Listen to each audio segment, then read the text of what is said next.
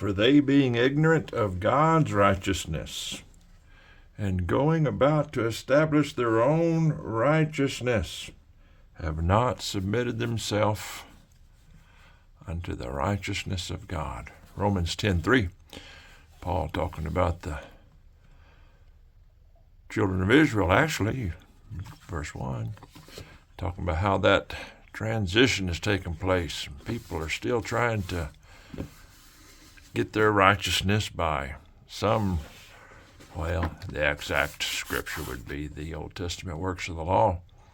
But people try and get their own righteousness in a lot of different ways. Paul said when they do so, they're ignorant of the righteousness of God. Ours ain't never going to measure up. That is pretty fair indeed right there. This is another one of those 1901 teachers editions.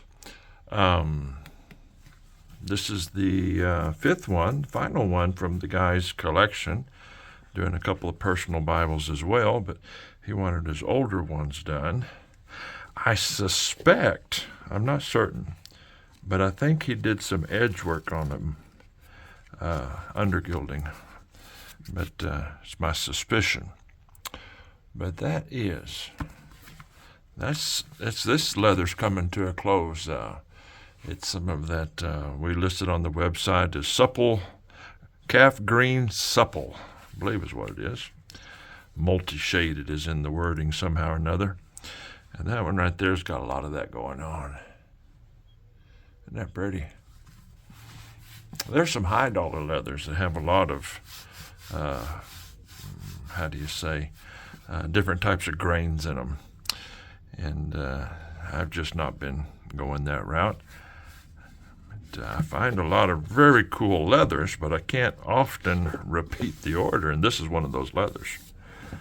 But I had somebody make a comment, and it made me stop and think that one of these, they said, did it lay flat?